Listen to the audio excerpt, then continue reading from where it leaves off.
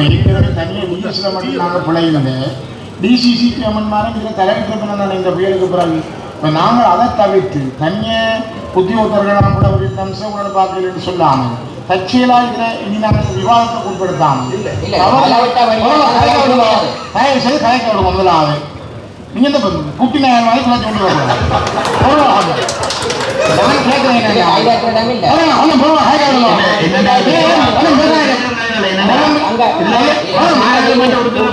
குட்டி நாய் பெரிய ஒரு மரியாதை கொடுத்து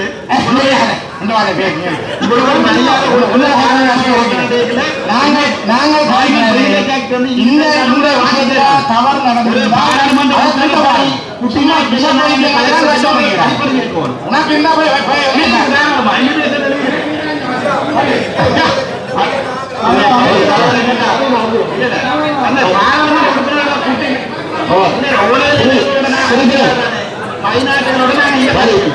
ஒரு பாராளுமன்ற போய் குட்டி நாள் பெரிய நாயர் கலைக்கிறாங்க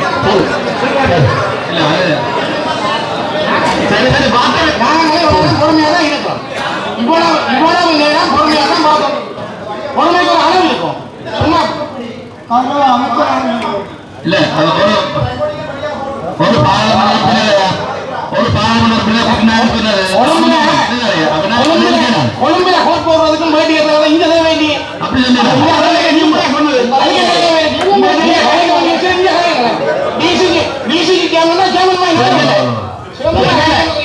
சும்மா குதிராம போன் எடுத்து நேராக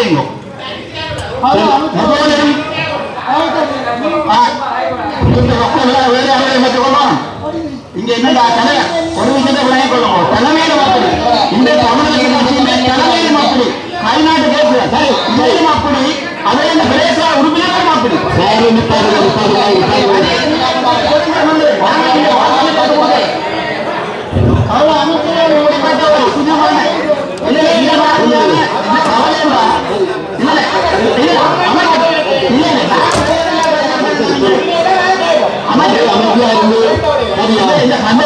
கைநாட்டேல எல்லாம்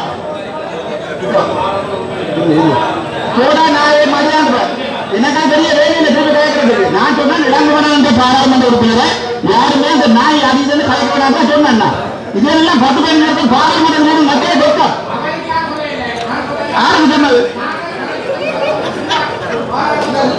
இல்ல இல்ல எப்போதுமே குழப்பது சகலத்தையும் குழப்பது ஒன்றுமே தெரியாது பார்ப்போம் அதுல என்ன இருக்கு வாசி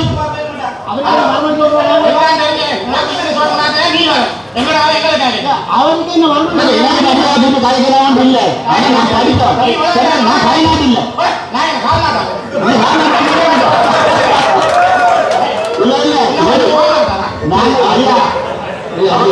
அமைச்சர்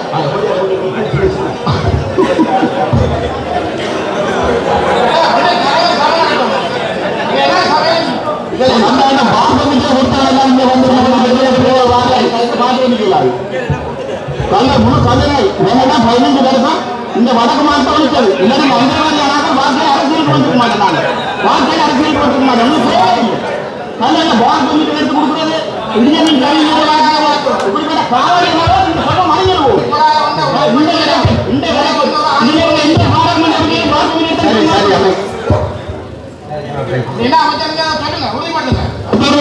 ஐயா வணக்கம் ஐயா கொஞ்சம் எங்க மக்களுடைய குரலுக்கு சொல்லி விடுங்க ஐயா மக்களுடைய குரலுக்கு சொல்லி விடுங்க நீங்கள் எங்களோட சண்டை அங்கே வச்சு கொள்ளுங்க நாங்கள் வந்து மக்களுடைய பிரதிநிதிகள் எங்களுக்கு எவ்வளவு துறையோட வந்திருக்கிறோம் ஐயா எப்பயுமே கொஞ்சம் சத்தத்தை குறையுங்க ஏன்னா எங்களாதான் நீங்க வந்து நீங்க சண்டை பிடிக்கல அதை நாங்க கடத்தொழில் கொஞ்சம் பே பண்ணுவோம் ஐயா ஐயா என்னன்னா நாங்க கடத்தொழில் மாவட்ட கூட்டுறவு சம்மேளனம் எங்களுக்கு வந்து என்ன சொன்னால் இந்த இந்திய இழுவை படகினால வந்து எங்களோட தொழிலாளிகளின் படகுகளும் உபகரணங்களும் மற்ற வளங்களும் அழிக்கப்பட்டிருக்கிறது. இதுவரை காலம் எங்களுக்கு எந்த ஒரு அதாவது தீர்வும் இல்லாமல் நிற்கிறோம். நாங்கள் இதுவரைக்கும் முன்னுக்கு போராட்டம் நடத்தினாங்க, அதுக்கு மகேரவர்கள் கொடுத்துருக்கிறோம். நீ எது போக ஐயா நீங்க சண்டை பிடிக்காம விஷயங்களை கலைச்சவங்க ஆளுகளை சண்டை பிடிக்காங்க இல்லாட்டி எங்களுடைய பிரச்சனை கேட்டுட்டு நீங்க சண்டை பிடிக்கணும் சரிதான் நீங்க பேசணும் அது சரி நீங்க அடிபடுறீங்களா தாய்சேதுக்கு அவ்வளவு வாரமோட பிறகு நான் இந்த பிரசங்கத்தை பார்த்துட்டு அவர் சண்டை போடுமா கவுசார சொன்னது போல இந்த சுற்றறிக்கையில எந்த விதமான தெளிவற்ற தன்மையும் இல்லை. தெளிவாக சுற்றறிக்கைகள் காலத்துக்கு காலம் வந்தபடியால மயக்க நிலைமை என்று சொல்ற பிரதேச யாரும் இருக்கா இல்லையா சார்? அதாவது 15 தேசத்துக்கு ஆரக்கால சுற்றறிக்கையில தெளிவு இல்லாம இருக்கா சொல்லுங்க. ஏண்டா அது பெரிய பிரச்சனை சொல்லுங்க நீங்க மாநில சரி அடுத்தபடியாக பாதிப்புகள் தொடர்பான விவரங்கள் இங்கே காட்சிப்படுத்தப்பட்டிருக்கின்றன. 15 பிரதேச செயல பிரிவுகளிலே 175 கிராம அலுவலர் பிரிவுகள் பாதிப்புக்கு உட்படுத்தப்பட்டன. இதில் குடும்பங்கள் 20,023 குடும்பங்கள் பாதிக்கப்பட்டதாகவும் அங்கத்தவர்கள் 64,498 பேர் பாதிக்கப்பட்டிருக்கிறார்கள். பாதிப்புக்குள்ளான பாடசாலை மாணவர்கள் 15,954, இறப்புகளின் எண்ணிக்கை 4, காயமடைந்தவர்கள் எண்ணிக்கை 2. அதேபோன்று வீடுகளுக்கான முழுமையாக சேதமடைந்த வீடுகள் 2ஆகவும் பகுதியாக சேதமடைந்த வீடுகள் 464ஆகவும் காணப்படுகின்றன. இதேபோன்று பாதுகாப்பான அமைவிடங்கள் 59 அமைக்கப்பட்டிருக்கின்றன. இதிலே 1,721 குடும்பங்களை சேர்ந்த 5,440 அங்கத்தவர்கள் தங்க வைக்கப்பட்டிருந்தார்கள். அதேபோன்று நலன்புரி நிலைய நண்பர்கள் உறவினர் வீடுகளிலே 9,508 குடும்பங்களை சேர்ந்த 29,944 பேர் தங்க வைக்கப்பட்டிருந்தார்கள்.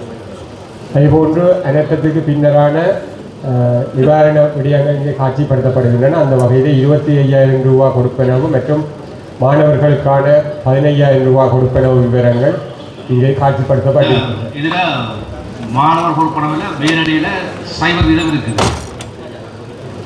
சரியா? வேலடியில் சைபர் விதத்தில் இருக்குது மாணவராக கொடுப்பனவு. அதான் என்னன்னா நான் கடைசியாக நடந்த மீன் நடத்தினான் வேலனையில் நடத்தினான். பார்த்தா என்னன்னா நாங்கள் ஒரு கேள்வியை கேட்டால் சில கைதற்ற வளர்ப்பாண்டிலே இருக்கிறோம். விஷயத்தை சொல்லிக்கல பார்த்தா அன்னைக்கு கரவட்டியில் வந்து 37 பாதிக்கப்பட்டதெல்லாம் தோணுது. ஆனால் பிறகு குளவத்து அங்காள பக்கம் போய் பார்க்கறதுல கன வீடு வந்து வெள்ளத்தில் மூழ்கி கனவேருக்கு வந்து காலில் சிறங்களும் கிடந்தது. ஆனால் சில பேர் அந்த கொடுப்பனை பெற்றுக்கொள்றதுக்கு நல்ல காரணம் சொல்லிடணும். சரியா? அப்போ இதில் பார்த்தீங்கன்னா இந்த வேலன பகுதியில் பாடசாலை பிள்ளைகள் ஒரு தடவை பாதிக்கப்படையிலையா? அந்த பொங்குடுதியில் ஒரு வீடு இருக்குது, 25 வீடு இருக்குது. அது மழை வந்தாலே வெள்ளத்தில் மூழ்கிடும். பொருத்தமாக கட்டப்படையில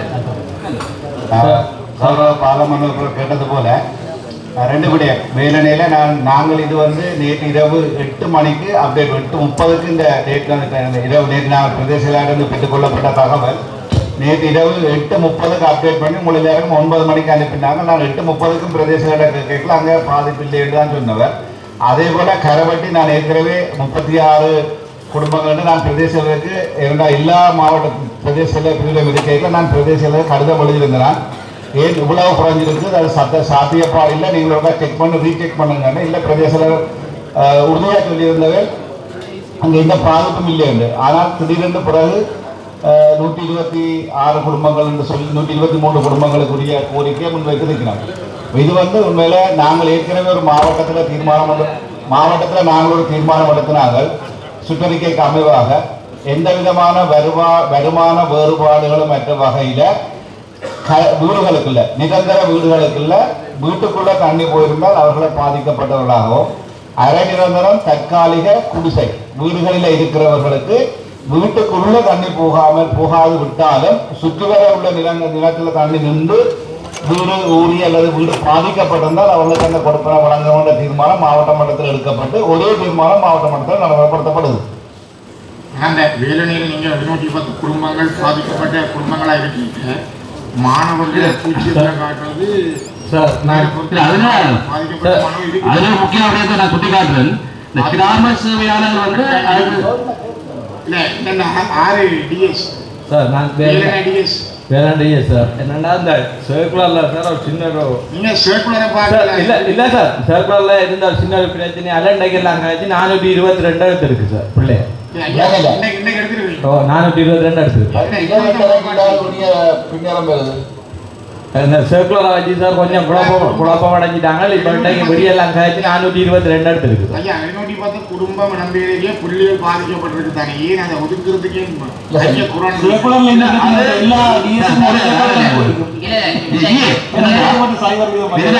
கிராம சேவையாளர்கள் வந்து தாங்கள் சைன் வைக்க மாட்டேன் மேல நினைக்கணும். அது என்ன வைக்க மாட்டோம், டிஎஸ்க்கு பவர் இருக்குது, டிஏக்கு பவர் இருக்கு செய்யறதுக்கு. அவங்க வைக்க மாட்டேன்னு சொல்றது இல்ல என்னண்டா இன்றைக்கும் கூட மாணவற்ற தலைவர் எடுத்து கொண்டிருக்கிறான். ஆனா அங்கிருந்து முறைப்பாடு வருது, கிராம சேவர் இல்ல வேற ஒரு உத்தியோகத்தர் இந்த தலைவர் எடுத்து கொண்டிருக்கிறேன். ஆனா உண்மையாவே என்னடா கிராம சேவகர்கள் அங்க இருக்கிறீங்க ஆபீஸ்ல கூடுதலாக நீங்க சொல்ல முடியாது. ஏனென்றால் மாவட்டத்துல 435 கிராம அலுவலர்கள் எங்களுக்கு 60 வெற்றிடம் என்ன இருக்கு. அப்ப 60 வெற்றிடம் இருக்கிற காரணத்தினால அந்த கிராம அலுவலர்கள் வெற்றிடமான ஆக்டிங் டியூட்டி பார்க்க வேண்டிய தேவை இருக்கு. அதே போல சமத்துவ உத்தியோகத்தர்களும் 90 உத்தியோகத்தர்கிட்ட வெற்றிடம் இருக்கிறபடியால் அவைகள் 2 ஆக்டிங் டியூட்டி பார்க்க வேண்டி இருக்கிற காரணத்தினால ஏதோ ஒரு வகையில் இந்த புள்ளிவிவரம் எடுக்கிறார். ஆனால் ஒரு ஜிஎஸ்டிவில 3 உத்தியோகத்தர் இருக்கிறான். ஆனா உண்மையாகவே என்னடா எங்களுக்கு மக்கள் தர முறைப்படத்தை நாங்க சொல்றோம்.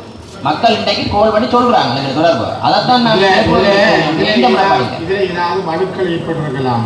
ஒரு வலுவும் ஏற்படாது. என்றால் சைவர் என்று வலுவராது. இப்ப நான் சொல்ல 425ல 300 வந்தா அது வலு. தவறுகள் நடந்து விடுபட்டு நீங்கள் கிராம அலுவலர்கள் அந்த பிள்ளைகளுக்குரிய சந்தர்ப்பம் ஏன்னா வீட்டின் வாசலுக்கு தண்ணி வந்தாலே கவிழத்தின வீட்டின் இது வழியில் வந்துருக்குறாங்க. வெளியே புயலாக இருக்குதாங்க. நீங்கள் அதை அக்செப்ட் பண்ண வேணும். ஊழியர் பற்றாக்குறை என்ற ஒரு குற்றச்சாட்டை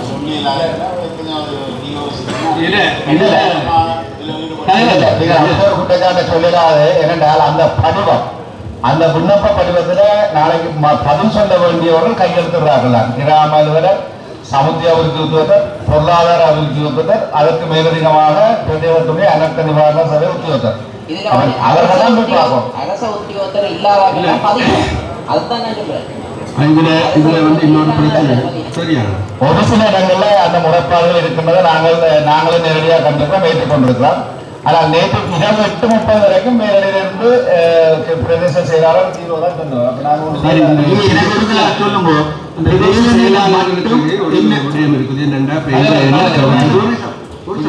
சொல்லுங்க அந்த வேலையில மட்டும் என்ன சர்க்குலர் இஷ்யூ வந்தது, மற்ற எல்லாருக்கும் ஒரே சர்க்குலர் இல்ல என்னடா சார் அதுல ஒரு வசனம் இருந்தது, வீடு பேரிடர் சூழ்நிலை காரணமாக ஒரு விஷயத்தை வச்சு டிஎஸ் மாதிரி சைன் பண்ண இயலாண்ட ஒரு பிரச்சனை இருந்தது.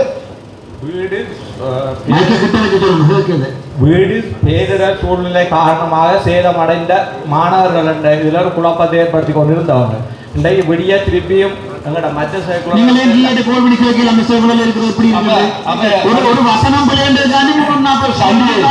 இல்ல சார் இன்னைக்கு எடுத்து காலையில முழுவதும் செய்து 422 எடுத்துருக்கிறோம் சார். சண்டிகாயில வந்து 4622 வந்திருக்கு.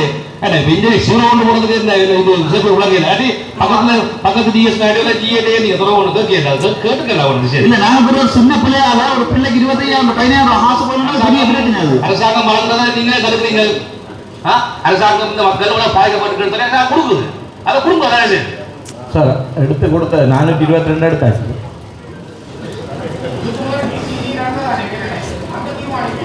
இல்ல அது அதுக்கு பிறகு தான் சார் வந்தது.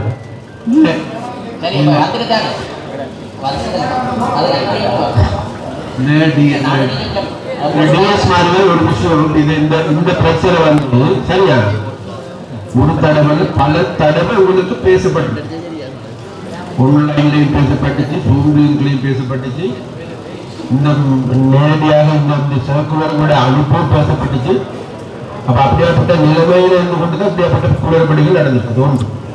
அதனால வந்து உடனடியாக இதை நிவர்த்தி செய்யுங்க. கேட்டா இந்த 25,000 எடுத்து என்ன செய்ய போறாங்க, யாருக்கு கொடுக்குறோம், நம்ம டாக்டருக்கு தானே கொடுக்குறோம், கொடுங்க. அதாவது நான் சொல்றேன், அசாதாரணமான முறையில கொடுக்க வேண்டாம், அப்படி இருந்தா கொடுக்க வேண்டாம் சரியா.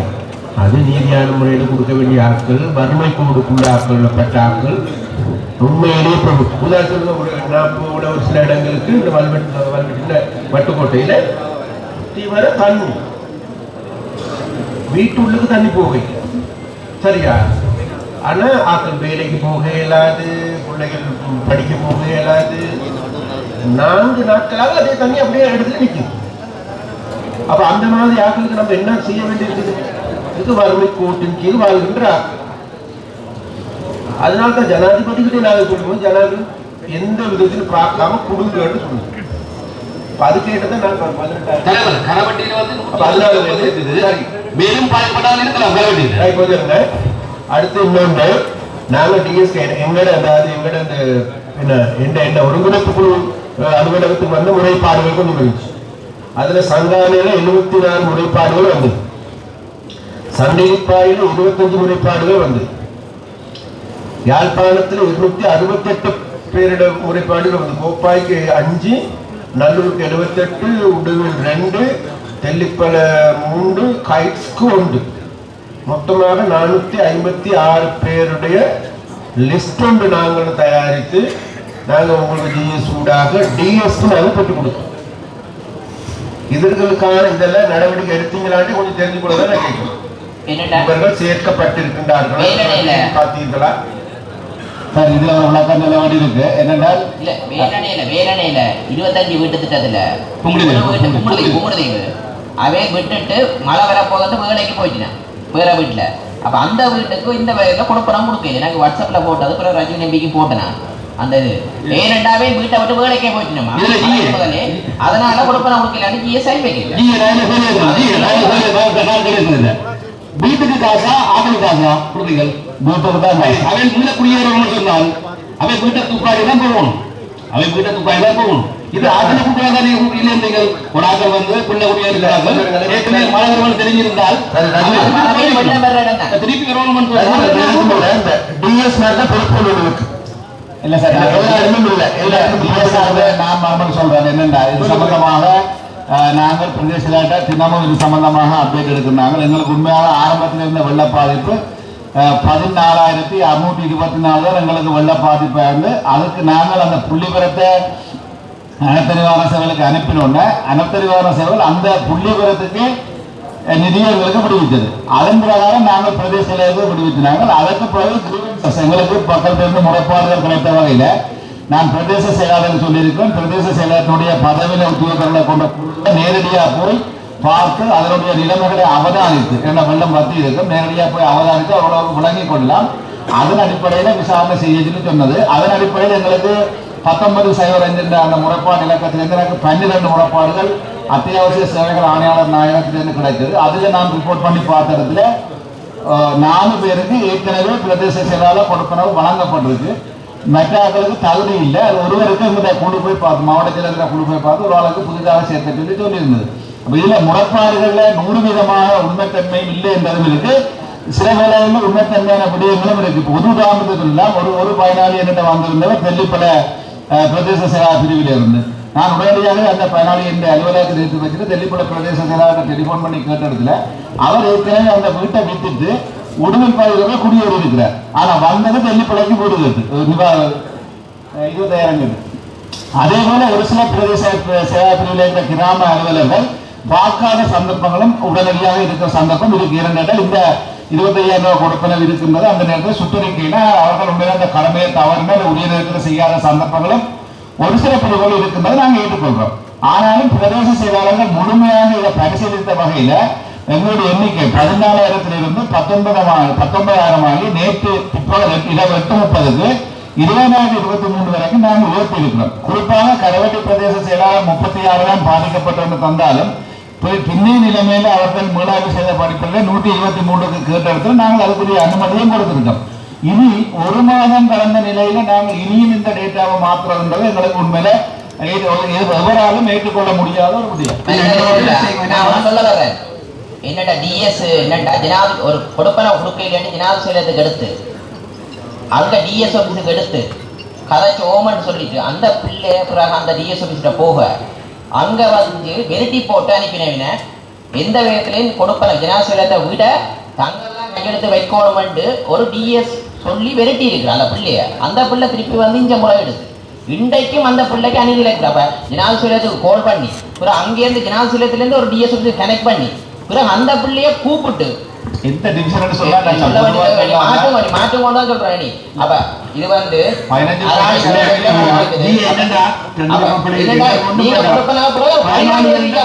வெளியில ஒட்டுங்க ஒட்டியாச்சு அதுதான் அவ்வளவுதான். அதுல கம்ப்ளைண்ட் கிடைக்கல.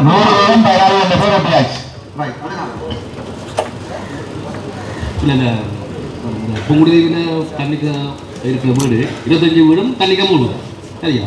அப்ப ஒரு ஆளுக்கு மாத்திரமே கொடுக்கல.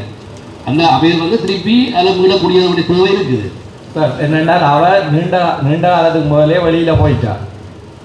அதால தான் ஜிஎஸ்ஆல அது கொடுக்கலாம் போனேன். ஏன்னா வீட்டை விட்டுட்டு போன கனவு பேர் இப்போ எங்களுக்கு வீட்டை விட்டு போனாங்களா அவங்க திருப்பி அந்த வீட்டை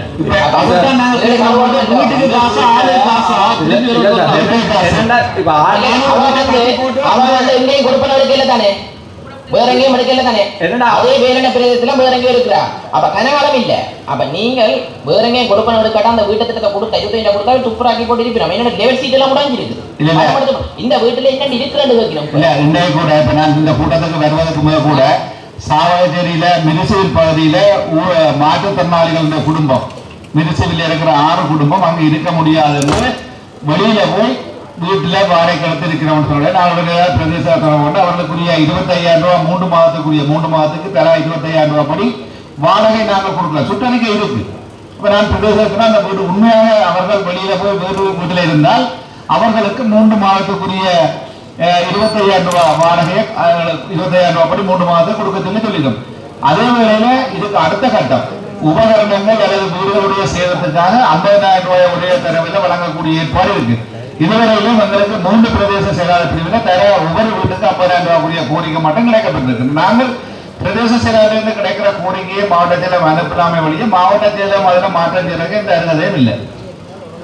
கௌரவ தலைவர் அவர்களே, இங்கே தொடர்ந்து எங்களுடைய மாவட்டத்திலே இந்த அனர்த்த அழிவின் போதான தரவு சேகரிப்பு தொடர்பான விவரங்களிலே தொடர்ச்சியாக பிரச்சனை நிலவி வருகின்றது. அந்த அடிப்படையிலே பார்க்கின்ற போது அரசியல் தலைமைகள் அரச உத்தியோகத்தர்களை நோக்கி அவர்கள் தான் செய்யவில்லை என்றவாறு கருத்து தெரிவிப்பதாகவும், அதே நேரத்திலே இங்கே பார்க்கின்ற பிரச்சனைகளை பார்க்கின்ற போது ஏதோ சுற்று நிருபங்களிலே மயக்கம் காணப்படுகின்றது போல தெரிகின்றது. அப்படி என்றால் அதை உயர்பீடத்தில் இருக்கின்ற அரசியல் தலைமைகள் அதிலே மாற்றங்களை செய்து வழங்க வேண்டும். ஏனென்றால் நாங்கள் அது தொடர்பாக விசாரணைகளை செய்து ஒரு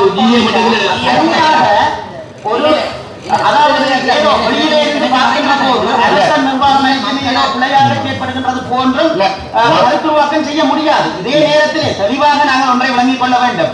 மக்களுக்கு கிடைக்க வேண்டிய உதவிகள் மக்களுக்கு 100% சென்றடைய வேண்டும். அதிலே எந்த விதமான நிகழ்ச்சி போக்கும் காட்ட முடியாது. சரியான நிர்வாக பொறிமுறை ரீதியான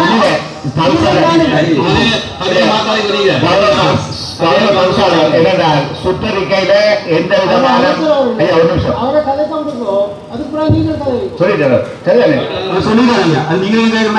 ஐயா அவர் வந்து கதையை மாற்ற டைவர்ட் பண்றாரு. ஒரு மாவட்ட குழு நான் சுற்றறிக்கை சம்பந்தமாக சுற்றறிக்கையிலே பிரச்சனை காணப்பட்டால் நாளைக்கு ஆட்சி மாற்றம் ஏற்பட்டால் அந்த அரசாங்க உத்தியோகத்தர்களும் கணக்காய்கள் முன்னும் ஊழல்வாதிகளாகவும் காட்டப்படக்கூடிய சந்தர்ப்பம் இருக்கின்றது.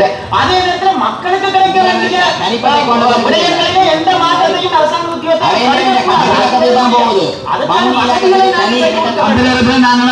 அரசியல்வாதியா இருக்கும். அப்ப நான் பார்த்துக்கொள்வோம். மயக்கம் தயக்கம் இருக்கும் சார். அந்த சர்க்குலர் சம்பந்தம் சொல்லல சார். சார் அந்த சர்க்குலர் சம்பந்தம் சொல்லல சார். இதுல இருந்து ஒரு விஷயத்தால அவங்க ஜிஎஸ் ஆக்கல சைன் பண்ணி தாரத்துக்கு மறந்துட்டாங்க. அப்போ அதால தான் நாங்கள் காலையில் போய் எங்களுக்கு என்ன சார் ஜிஎஸ் ஆகிறத சிக்னேச்சர் எடுக்காட்டி நாங்கள் அடுத்த வேலை செய்யலாது. அதால் அப்படி அதுக்கு மேலே போகிறதாக இருந்தால் நாங்கள் அந்த எங்களுக்கு தரப்பட்ட அதிகாரத்தை பயன்படுத்தி ஒரு குழு அமைச்சு தான் செய்யணும். அதால் இன்றைக்கு விடிய காலமே அவங்கள 3 பேரையும் கூப்பிட்டு வச்சு எல்லாம் கதைச்சதுக்கு பிறகு தான் இந்த 422 நான் எடுத்தேன் சார். ஒரு சட்ட வல்லுநர் தான் திருப்பி காசு கொடுக்கணும் சொல்லி காசையும் குழப்புற விதமாக பயந்து போய் நிற்கிறான். இதுல எந்த வகை மூடல் இல்லை. அவைகளுக்கு கொழும்புல சொகுசா இருக்கலாம், வேட்டியை கட்டிக்கொண்டு இங்க வந்து வேட்டியை கட்டுற குடும்பல கோட்டோட இருக்கலாம் அந்த இப்படியான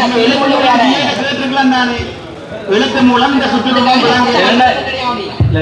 நேற்று தான் சார் நேற்று தான் இந்த வேலை துவங்கினது அப்ப நேற்று துவங்கினதா பிரச்சனை இல்லை விலை கொண்டிருக்கிறேன் இந்த சுற்றறிக்கையின் மூலமாக இந்த செயற்கையின் மூலமாக எந்த விதத்திலையும் இங்க இருக்கின்ற அரசாதிகாரிகளை பாதிப்படைய விடுவது இல்லை. அதுக்கு நாங்க இருக்கோம். ஜனாதிபதி தெளிவா சொல்லி இருக்கிறாரு. எந்த விதமான சிக்கல்களும் பல தடவைகள் அதாவது ஏற்பட்டதற்கு பிறகு பல தடவைகள் இந்த சுற்றறிக்கைகள் மாற்றி அமைக்கப்பட்டது. சரியா பல தடவை மாற்றி ஒரு கருத்து என்னண்டா இது வந்து டிசிசி சேர்மன்மாருக்குள்ளதான இந்த தகவல்களை இருக்கிறது தனியாக நியூஸில் மட்டும் நாங்கள் பிழையினது டிசிசி சேர்மன்மாரும் இதில் தலையிட்டிருக்கணும் இந்த புயலுக்கு பிறகு இப்போ நாங்கள் அதை தவிர்த்து தனியாக உத்தியோகத்தர்களாம் கூட ஒரு அம்சம் கூட பார்க்கலன்னு சொல்லாமல் தற்செயலாக இதில் இனி நாங்கள் விவாதத்தை உட்படுத்தாமல் தயவு செய்து கலைக்க விடுவோம் முதலாவது நீங்க இந்த குட்டி நாயர் மாதிரி குழந்தை கொண்டு வரணும்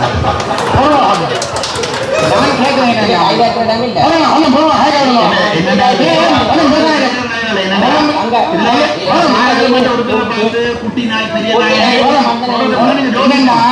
கேட்கிறேன் மரியாதை கொடுத்து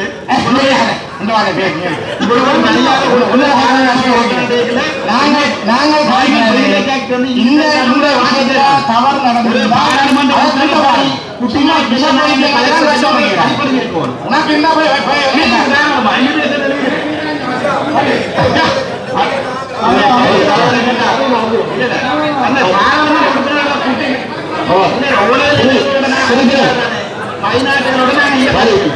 ஒரு பாராளுமன்ற போய் குட்டி நாள் பெரிய நாயன் கலைக்கிறாங்க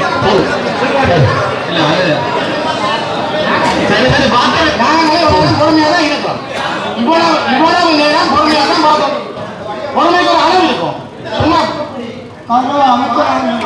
இல்ல ஒரு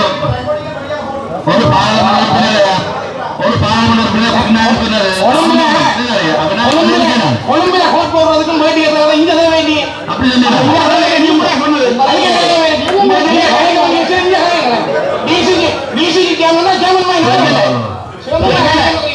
சும்மா குதிராம போன் எடுத்து நேராக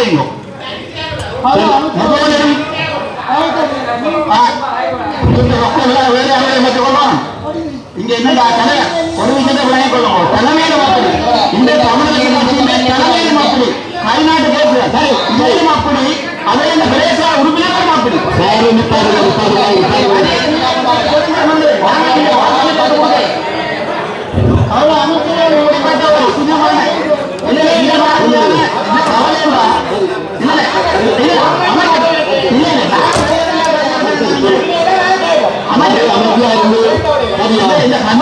கைநாட்டில எல்லாம்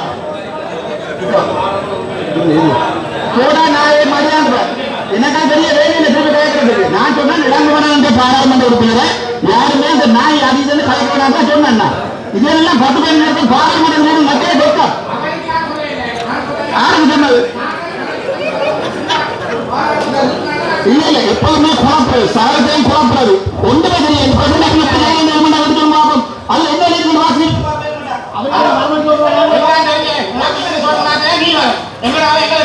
அவருக்கு கலைக்கிறான் இல்ல நான் படிப்பேன் நான் கைநாட்டு இல்ல இல்ல இல்ல நான் ஐயா அமைச்சர்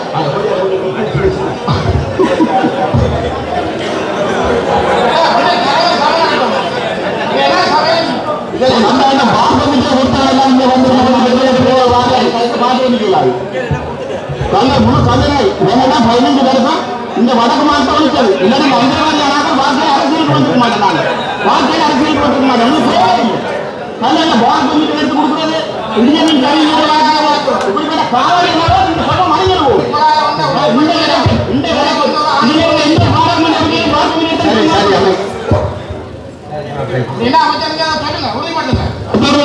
ஐயா வணக்கம் ஐயா கொஞ்சம் எங்க மக்களுடைய குரலுக்கு சொல்லி விடுங்க ஐயா, மக்களுடைய குரலுக்கு சொல்லி விடுங்க. நீங்கள் உங்களோட சண்டை அங்கே வச்சு கொள்ளுங்க. நாங்கள் வந்து மக்களுடைய பிரதிநிதிகள், எங்களுக்கு எவ்வளவு துறையோடு வந்திருக்கிறோம். ஐயா எம்பி மேல கொஞ்சம் சத்தத்தை குறையுங்க. ஏன்னா எங்களாதான் நீங்க வந்து நீங்க சண்டை பிடிக்கல. அதை நாங்க கடத்தொழிலான கொஞ்சம் பே பண்ணுவோம். ஐயா ஐயா என்னன்னா நாங்க கடத்தொழிலாளர் மாவட்ட கூட்டுறவு சம்மேளனம் எங்களுக்கு வந்து என்னன்னு சொன்னால் இந்த இந்திய இழுவை படகினால வந்து எங்களோட தொழிலாளிகளின் படகுகளும் உபகரணங்களும் மற்ற வளங்களும் அழிக்கப்பட்டிருக்கிறது. இதுவரை காலம் எங்களுக்கு எந்த ஒரு அதாவது தீர்வும் இல்லாமல் நிற்கிறோம். நாங்கள் இதுவரைக்கும் முன்னுக்கு போராட்டம் நடத்தினாங்க. அதுக்கு மகேரவர்கள் கொடுத்துருக்கிறோம். ஐயா நீங்க சண்டை பிடிக்காமல் விஷயங்களை கலைச்சினவங்க ஆளுகளை சண்டை பிடிக்காங்க. எங்களுடைய பிரச்சனை கேட்டுட்டு நீங்க சண்டை பிடிக்கணும். சரிதான், அது சரி. நீங்க அடிபடுறீங்களா?